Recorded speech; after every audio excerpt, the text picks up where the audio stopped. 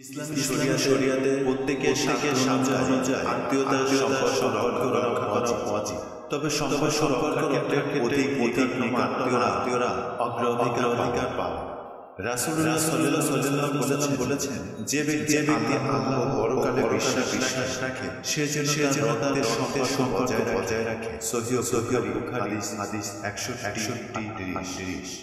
আত্মীয়তার সম্পর্ককারী ব্যক্তিদের সঙ্গে আল্লাহ তাআলা সম্পর্ক রাখবেন। আর যারা আত্মীয়তার সম্পর্ক রাখবে না তাদের সঙ্গে আল্লাহ সম্পর্ক রাখবেন না। তাই পরস্পরের সঙ্গে আত্মীয়তার সুসম্পর্ক বজায় রাখা মানুষের ইমানি দায়িত্ব।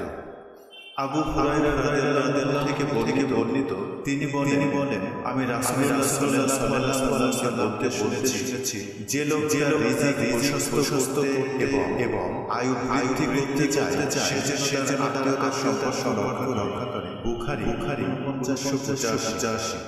আত্মীয়তার অধিকার আল্লাহ মানুষের ভিতরে পারস্পরিক দান করেছেন, তার রক্ষা ও আত্মীয় স্বজনের অধিকার নির্দেশ দিয়েছেন। পবিত্র কোরআনে ইরশাদ হয়েছে, আর নিকট অধিকার রক্ষা করো। সূরা বনী ইসরাঈল 26।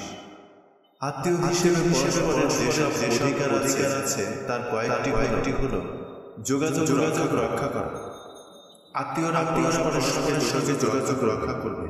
এমনকি কেউ থাকলেও তার সঙ্গে যোগাযোগ রক্ষা করবে। রাসূলুল্লাহ সাল্লাল্লাহু আলাইহি ওয়াসাল্লাম বলেছেন, প্রকৃত আত্মীয়তার রক্ষাকারী সে যে ব্যক্তি তার আত্মীয় তার সঙ্গে ছিন্ন করলেও সে তার রক্ষা করে চলে। সহিহ বুখারী হাদিস 5991। ভালো আচরণ করা। পবিত্র কোরআনে ইরশাদ হয়েছে, মা বাবার সঙ্গে উত্তম আচরণ করো, আর উত্তম আচরণ নিকট আত্মীয়ের সঙ্গে। সূরা নিসা 36। অভাবগ্রস্ত হলে সহযোগিতা করা। অভাবগ্রস্ত আত্মীয় স্বজনের সহযোগিতা তাগিদ দিয়ে রাসূলুল্লাহ সাল্লাল্লাহু আলাইহি ওয়াসাল্লাম বলেন, কোন মিসকিনকে দান করলে শুধু দানের সওয়াব, আত্মীয়কে সহযোগিতা করলে দান আত্মীয়তা রক্ষা। মেহমানদারি করা। মেহমানদারি সাধারণ মুসলমানের অধিকার। আত্মীয় হলে আরো দৃঢ় হয়। রাসূলুল্লাহ সাল্লাল্লাহু আলাইহি ওয়াসাল্লাম বলেছেন, যে ব্যক্তি আল্লাহ পরকালে বিশ্বাস করে সে যেন মেহমানকে সম্মান করে। সহিহ বুখারী হাদিস 168। অসুস্থ হলে সেবা করা।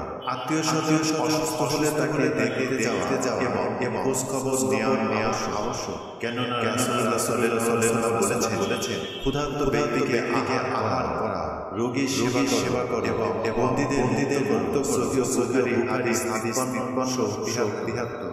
দিনের ব্যাপারে সতর্ক করা। আত্মীয়রা পরস্পরের জাগতিক কল্যাণের মতো পরকালীন কল্যাণের সচেতন ও সতর্ক করবে। কেননা আল্লাহ বলেছেন, হে মুমিনরা, তোমরা নিজেদেরকে এবং পরিবার পরিজনকে রক্ষা করো জাহান্নামের আগুন থেকে, যার জ্বালানি হবে পাথর। সূরা তাহরীম আয়াত 6। আত্মীয়তার সম্পর্কে সতর্ক থাকার নির্দেশ। হে মানব জাতি, তোমরা তোমাদের প্রতিপালক ভয় করো, যিনি তোমাদেরকে একটিমাত্র ব্যক্তি হতে পয়দা করেছেন এবং তার জোড়া সৃষ্টি করেছেন। অতঃপর সে দুজন হতে বহু নর-নারী ছড়িয়ে দিয়েছেন এবং তোমরা আমাকে ভয় করো, যার নামে পরস্পরের নিকট চেয়ে থাকো এবং সতর্ক থাকো জ্ঞাতি বন্ধন সম্পর্কে। নিশ্চয়ই আল্লাহ তোমাদের উপর দিক দৃষ্টি রাখে। সূরা নিসা আয়াত 1। আত্মীয়তার ছিন্নকারীর জন্য লানত। তবে কি তোমরা আশা করছো যে যদি তোমরা শাসনকৃত্য পাও তবে তোমরা জমিনে সৃষ্টি করবে এবং তোমাদের আত্মীয়তার ছিন্ন করবে। এরা যাদেরকে আল্লাহ করেছে ফলে তাদেরকে অধীর ও তাদের দৃষ্টি সম্পর্কে করে দিয়েছে আত্মীয়দের সাথে সদাচরণের নির্দেশ তোমরা ইবাদত করো আল্লাহ সাথে কিছুকে শিরাক করো না আর সৎ ব্যবহার করো মাতা পিতার সাথে নিকট আত্মীয়র সাথে এতিম মিসকিন নিকট প্রতিবেশী অনাত্মীয় প্রতিবেশীর সাথে সাথী মুসাফির এবং তোমাদের মালিকানা দাসদের সাথে নিশ্চয় পছন্দ করেন তাদেরকে যারা দাম্ভিককারী সূরা আন-নিসা আয়াত 36 জুবাইর ইবনে মুতাইম রাদিয়াল্লাহু থেকে বর্ণিত যে নবী সাল্লাল্লাহু আলাইহি ওয়াসাল্লাম বলেছেন আত্মীয়তা সম্পর্ক ছিন্নকারী জান্নাতে প্রবেশ করবে না বুখারী 5984 আয়েশা রাদিয়াল্লাহু থেকে বর্ণিত বলেন রাসূলুল্লাহ সাল্লাল্লাহু আলাইহি ওয়াসাল্লাম বলেছেন আত্মীয়তার সম্পর্ক আল্লাহ আরশের সাথে ঝুলন্ত রয়েছে নবীজি আরো বলেন যে ব্যক্তি আমার সাথে সম্পর্ক বজায় রাখে আল্লাহ তার সাথে সম্পর্ক রাখবে আর যে আমার সম্পর্ক ছিন্ন করবে আল্লাহ তার সঙ্গে সম্পর্ক ছিন্ন করবে আবু হুরায়রা রাদিয়াল্লাহু থেকে বর্ণিত বলেন এক ব্যক্তি বলল ইয়া রাসূলুল্লাহ আমার স্বজন আছে আমি তাদের সঙ্গে আত্মীয়তার রক্ষা করি কিন্তু তার সাথে সম্বন্ধ বিচ্ছিন্ন করে রাখে আমি তাদের করি কিন্তু তারা আমার অপকার করে আমি তাদের সাথে সহনশীলতা ব্যবহার করি আর তারা আমার সঙ্গে তার আচরণ করে তখন তিনি বললেন তুমি যা বললে যদি তো অবস্থা রায় তাহলে তুমি জেনো তাদের বড় নিক্ষেপ করছো সর্বদা তোমার সঙ্গে